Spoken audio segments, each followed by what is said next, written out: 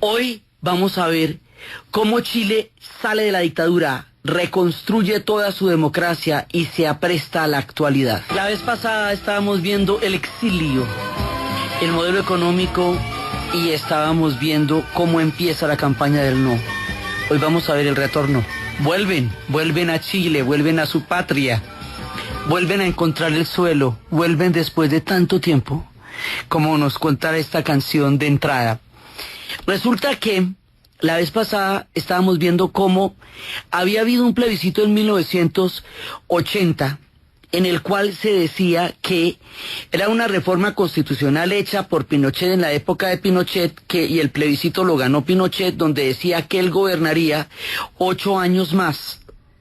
Y que después de 8 años, entonces, habría otro plebiscito y se presentaría un candidato. Y ese candidato, la gente lo aceptaría o no, y ese candidato era Pinochet. Entonces, de acuerdo con lo pactado en esa época, se va a hacer el plebiscito ya cuando llega 1988. Y a Pinochet no le ocurre que lo vaya a perder. Sin embargo, se blindó para que de todas maneras, pasara lo que pasara, ellos no fueran procesados y quedaran, digamos, de alguna manera protegidos en el momento en que cayera, sin suponer que lo haría, la dictadura. Entonces, a eso se le conocen como los enclaves totalitarios en la Constitución chilena.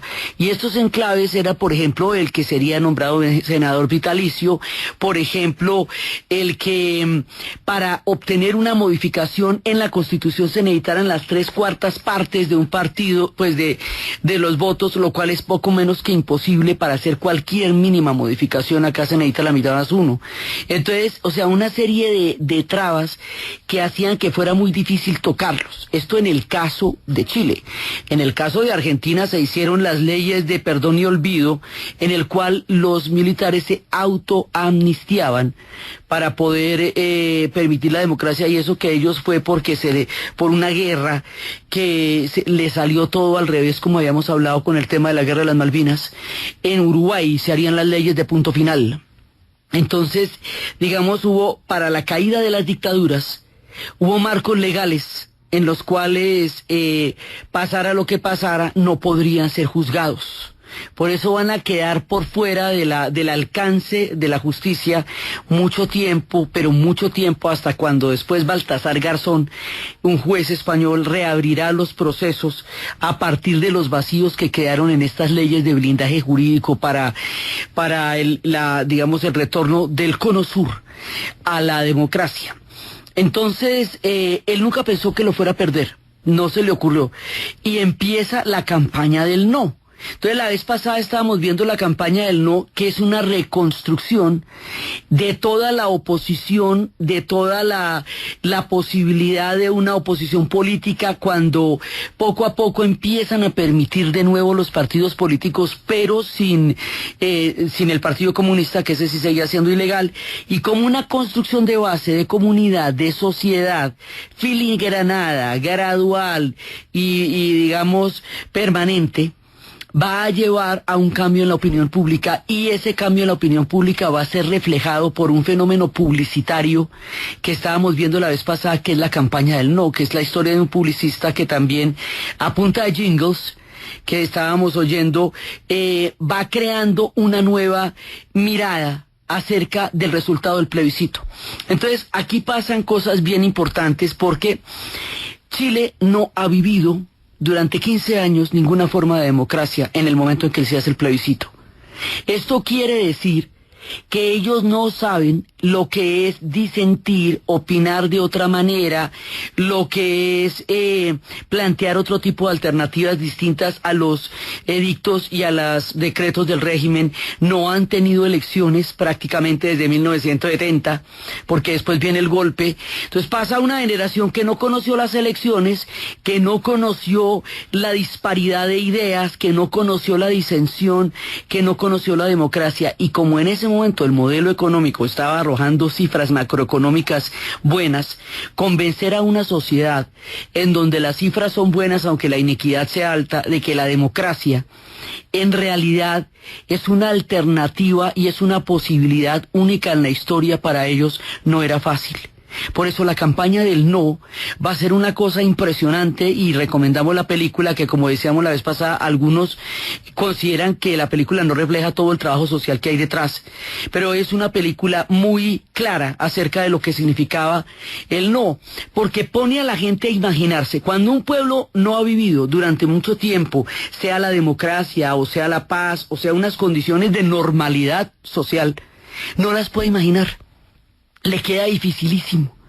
Entonces, es ponerse a pensar cómo sería el país en democracia, cómo sería el país en libertad, cómo sería el país pudiendo cada uno desarrollar su propio pensamiento y expresar sus propias ideas.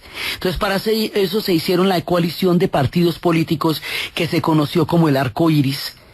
Y lo que pasa con los chilenos es que tienen una única oportunidad histórica, única en la vida, única en su generación, única en su tiempo, y tienen la suficiente madurez política para entenderlo. He ahí la clave de la campaña del no. Tienen la posibilidad de entender y la lucidez para entender que si no aprovechan una oportunidad jurídica, puede pasar mucho tiempo antes de que la dictadura caiga y se necesitaría más sangre de la muchísima que ya había corrido para poder tumbar esa dictadura. Citamos el caso de Argentina, donde pasó por la tragedia de la guerra de las Malvinas. Sí, citamos el caso, de Hitler y de Mussolini, que requirieron guerras mundiales para bajarlos del poder. El caso de Franco, que nadie lo pudo tumbar hasta que no se murió físicamente. Y en la transición a la democracia fue de todas maneras muy frágil, muy filigranada, y con todo y eso les iban a hacer un golpe de Estado que era el del 23 de febrero de los tricornios. O sea, cuando un pueblo ha perdido la posibilidad de la democracia, recuperarla y tumbar una dictadura es una de las cosas más difíciles que hay en la historia. Y esta gente logra, a través del plebiscito, entender la oportunidad histórica. Los pueblos que entienden la oportunidad histórica que se les presenta en su generación son los que son capaces de construir nuevas posibilidades y cambiar la página de la historia. Eso lo entienden los chilenos, que son bastante, vanguardistas en cómo entender los cambios y los han implementado a lo largo de su historia. Entonces, efectivamente, gana el no. Y cuando gana el no, esto es una cosa increíble, alcanzó a haber ruido de sables, Pinochet no pensaba entregarle el poder, pero no había, esto estaba pactado la ley y eso no lo podía cambiar. Y en ese momento hay un cambio fundamental. Ahora, el plebiscito es en 1988. Y él va a gobernar un año más, luego las elecciones ya van a ser en 1990. O sea, no es inmediato, pero ya va a caer. Entonces es cuando empiezan ya cayó, y empieza todo eso que se veía en los jingles de la alegría, ya viene, todo lo que estábamos hablando de la expectativa. Y esto va a generar una euforia, porque es toda la dinámica con la cual poco a poco el Cono Sur va regresando a la democracia. Ya hay una generación que nació en la democracia, que no tiene la referencia de la dictadura, pero hasta ese momento la dictadura era el único referente que había en América Latina, en el Cono Sur, durante muchísimo tiempo. Así que este proceso no solamente es importante para Chile, es importante para América Latina, es importante para el mundo. Esto cambió la historia. Y empiezan las canciones que no se hubieran podido escuchar antes, las canciones del ya cayó, las canciones de adiós general. Vamos a recorrer las poblaciones, vamos a juntar fuerza y nos vamos a despedir con un adiós grande, con un adiós general.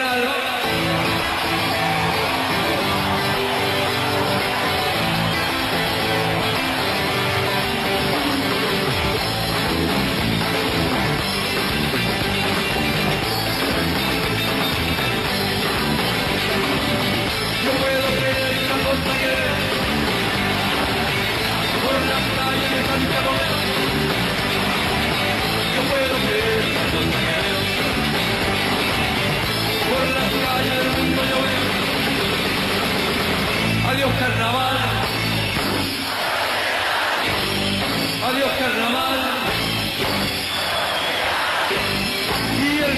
Santespínote.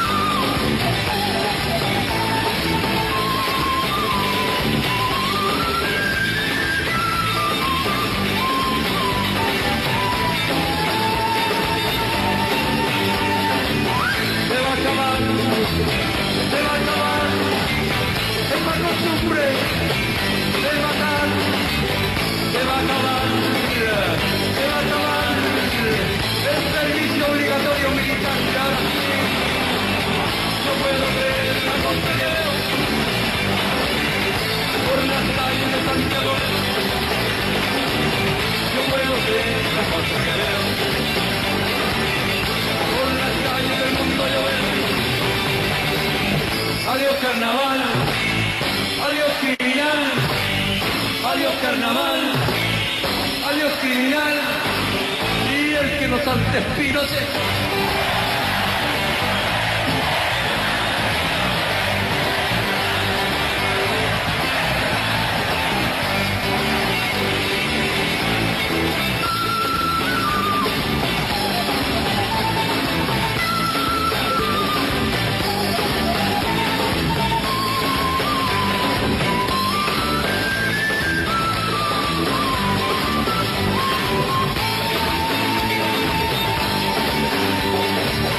Se va a acabar esa costumbre de engañar, se va a acabar la dictadura política, económica y militar que ahora sé. Yo puedo creer la cosa que veo, con las calles del mundo yo veo, yo puedo creer la cosa que veo. Por las calles del mundo yo veo. Adiós carnaval. Adiós carnaval. Con esta canción Lluvia y Sol nos cuentan lo que se está cantando en ese momento en las calles de Santiago, y esto es que empieza a retornar todo el mundo y empiezan a abrirse cualquier cantidad de revistas, se acaba la censura. Ahora, este es un proceso gradual y es un proceso delicado, porque el candidato presidencial que se vaya a elegir no puede ser un candidato demasiado extremo, sobre todo hacia la izquierda. O sea, la salida de este tipo de procesos es delicadísima, y va a salir después elegido Patricio Aylwin, que es, digamos, como un candidato de los más conservadores, para dar una especie de tono de neutralidad, un poco como cuando después de la muerte de Franco subes Adolfo Suárez y Felipe González va a subir es después. O sea, ya cuando lleguen candidatos socialistas de los partidos que fueron prohibidos, pasa tiempo. Aquí es empezar a salir de ahí, a pesar de las restricciones que hay en la Constitución, a pesar de todo, porque si hubieran hecho, digamos, toda la justicia y todo el castigo en ese momento, no había cómo, no había con qué, y no hubiera habido democracia, no lo hubieran permitido. Entonces empiezan poco a poco a develar. Sale el informe Rating. El informe Rating es el informe de todas las atrocidades que se cometieron desde el 11 de septiembre de 1973 hasta marzo de 1990. O sea, ya empieza la comisión de verdad, la investigación, todo lo que pasó, lo que realmente pasó, la desclasificación de archivos por parte de los Estados Unidos, que ya está en otra época de la historia. Entonces ya empieza, digamos, como a entenderse lo que pasó durante la dictadura, porque como la censura era total, entonces nadie podía saber qué estaba pasando en dónde, ni cómo, ni por qué, porque todo estaba completamente blindado por la censura. Por eso, al igual, cualquier cantidad de revistas iban a regresar todos. El retorno marca una nueva línea política, una nueva posibilidad. En Chile va a haber un concierto donde vuelven todos. un concierto donde apagan las luces durante un minuto por toda la gente que murió en el estadio, de allí donde ya no estaba Víctor Jara. Uno de los 3 estadios de Santiago lleva el nombre de Víctor Jara, sí, eso actualmente, donde fue precisamente donde a él lo torturaron. Entonces ahora viene toda la etapa de reconstruir, de cicatrizar, de saber la verdad y a la vez de empezar a cerrar heridas de todo lo que pasó, pero pudiendo hablar de ellas.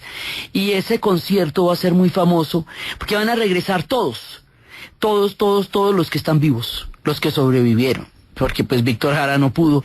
Todos van a regresar y van a cantar lo que no se cantó durante toda la dictadura. Ese concierto también existirá en Argentina, donde Charly García se quedó, porque decía que si él no se quedaba no habría nadie para recibirlos cuando al fin pudieran volver.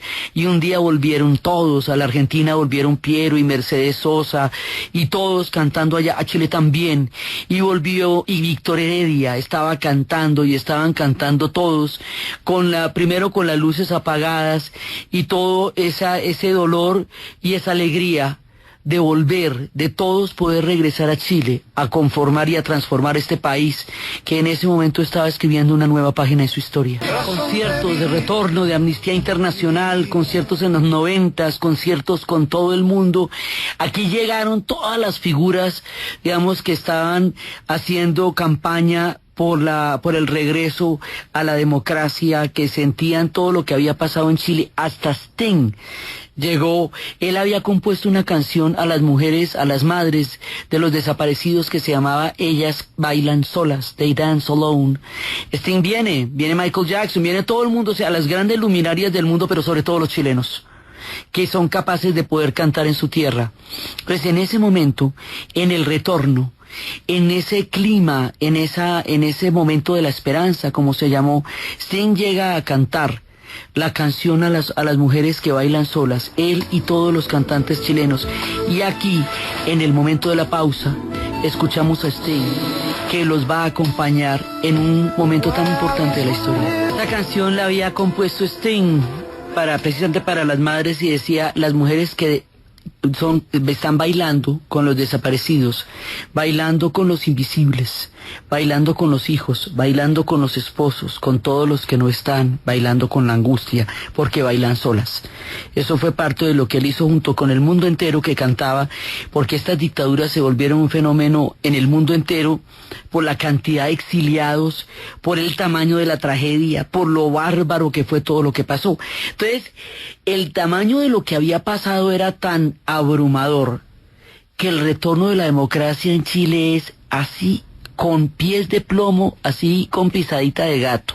O sea, esto es delgadito.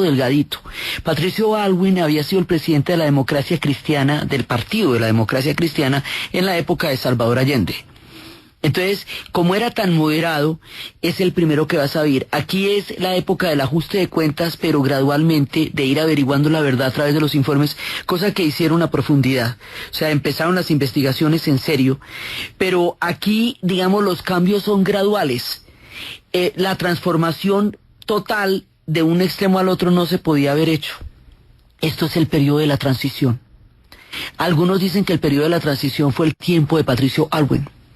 Hay otros que dicen que el periodo de la transición en realidad dura hasta el 2006, cuando Michelle Bachelet sube como presidente, ya una mujer socialista. Otros dicen que todavía hay cosas que están en transición. Pero el asunto es que Chile cambia la página de su historia.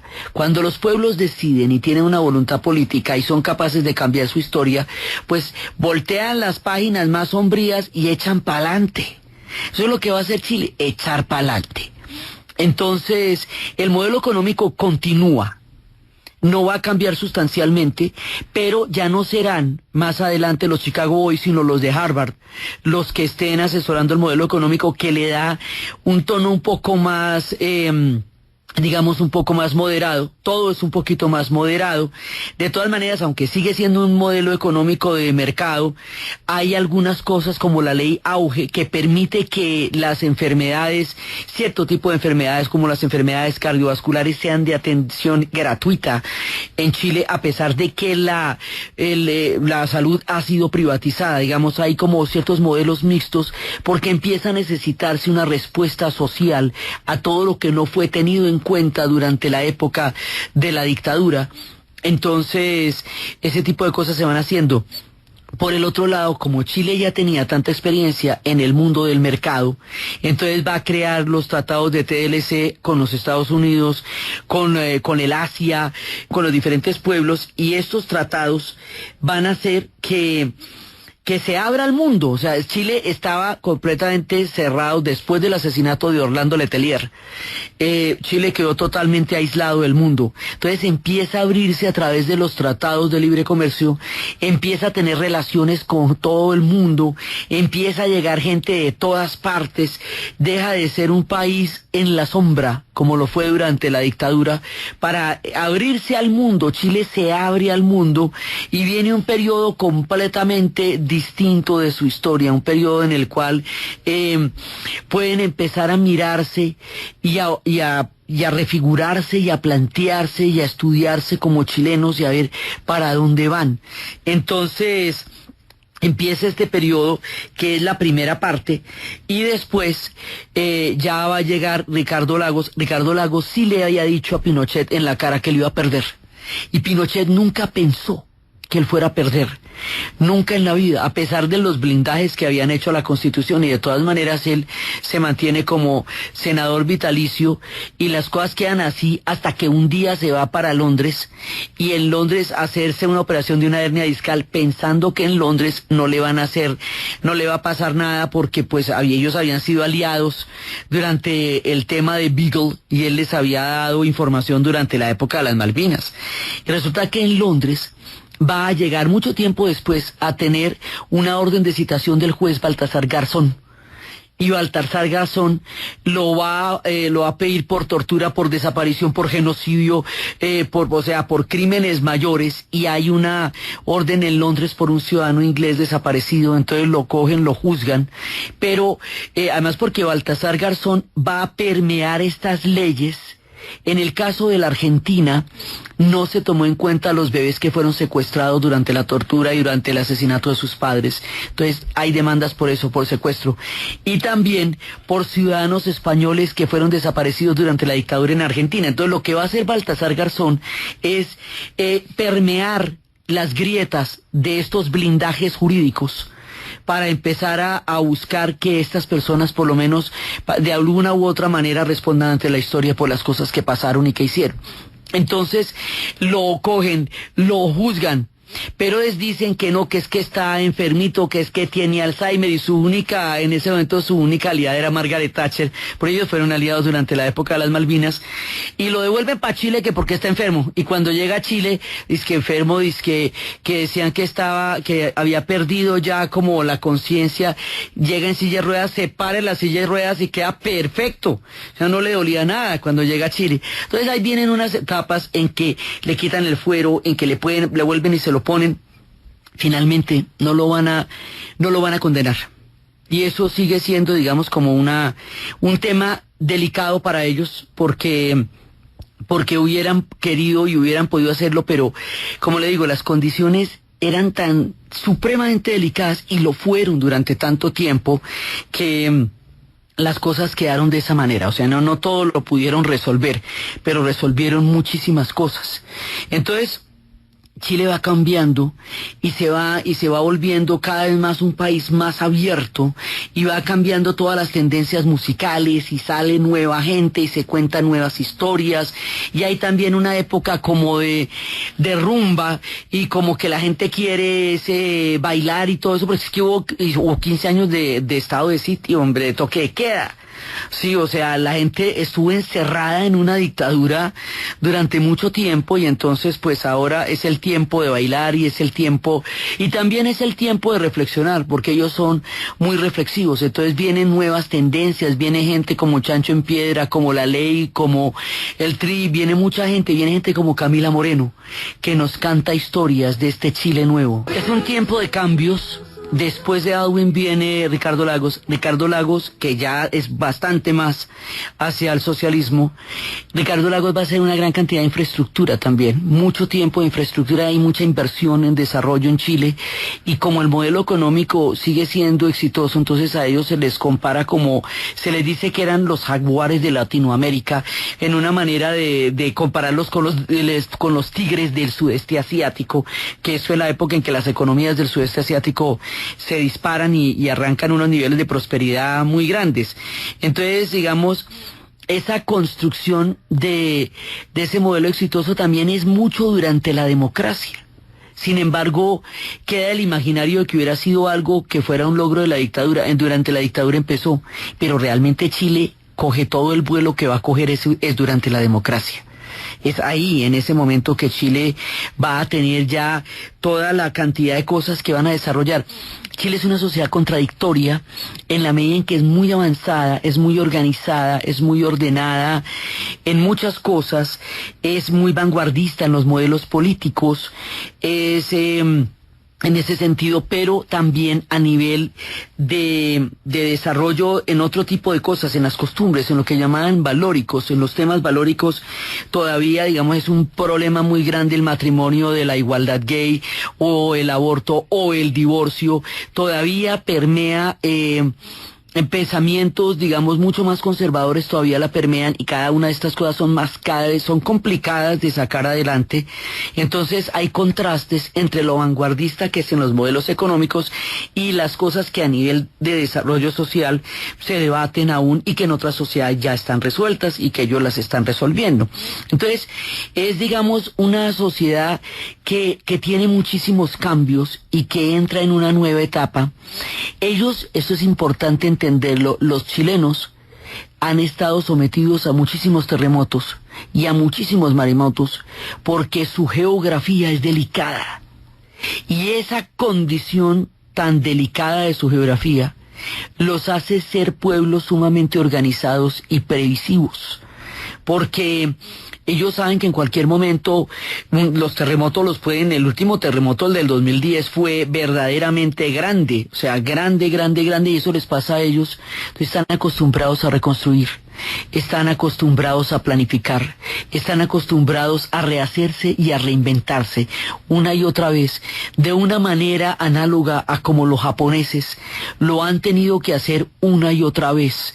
Los japoneses, que dicen que viven en una isla, en unas islas tan apabulladas por espíritus tan fuertes como son los kamis, que periódicamente los llenan de tifones o de maremotos o de tsunamis, y que ellos se defienden teniendo un infinito culto a la belleza para tratar de apaciguar estos espíritus tan terribles en los que viven.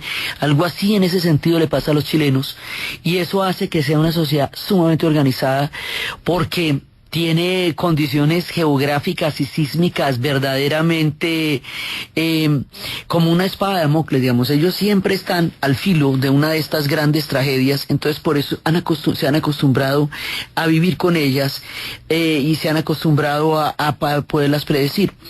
Después de ellos, esto es lo que va a hacer que uno de los momentos más, digamos, más emblemáticos de la historia reciente de Chile vaya a ser el tema de los mineros.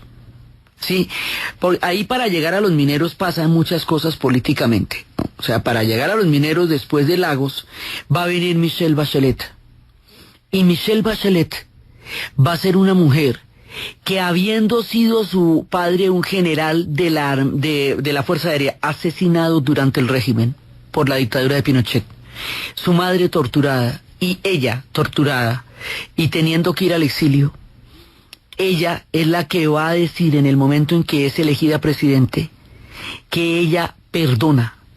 Y esta diferencia del perdón de Bachelet frente a la venganza o frente al odio, o frente a la retaliación como una estructura de poder para manejar un país, hace que sea para todos los chilenos y hace que haya un clima completamente diferente. Bachelet renuncia a la venganza y su padre había sido asesinado y ella había sido torturada y su madre también. Y el renuncia a la venganza hace posible que gobierne para todos los chilenos y que gobierne sin odio. Y eso crea fronteras muy diferentes y perspectivas muy distintas de un país creado desde la venganza o desde la renuncia a la venganza. Cuando Bachelet sube en el 2006, entonces en ese momento, y por eso consideran unos que se completa la transición hasta cuando una presidenta socialista pueda subir al poder por la vía democrática y aquí no pase nada.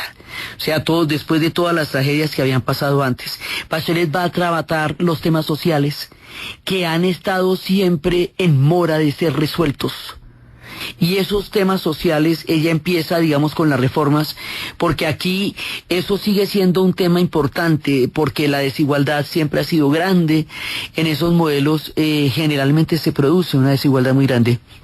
Y entonces ella lo que trata es de empezar a crear como modelos económicos que de alguna manera intenten resolver el bache y las necesidades sociales. Eso es una de las características del primer gobierno de Bachelet. Después de ella viene Sebastián Piñeros y luego vuelve Bachelet al poder, que es donde está actualmente.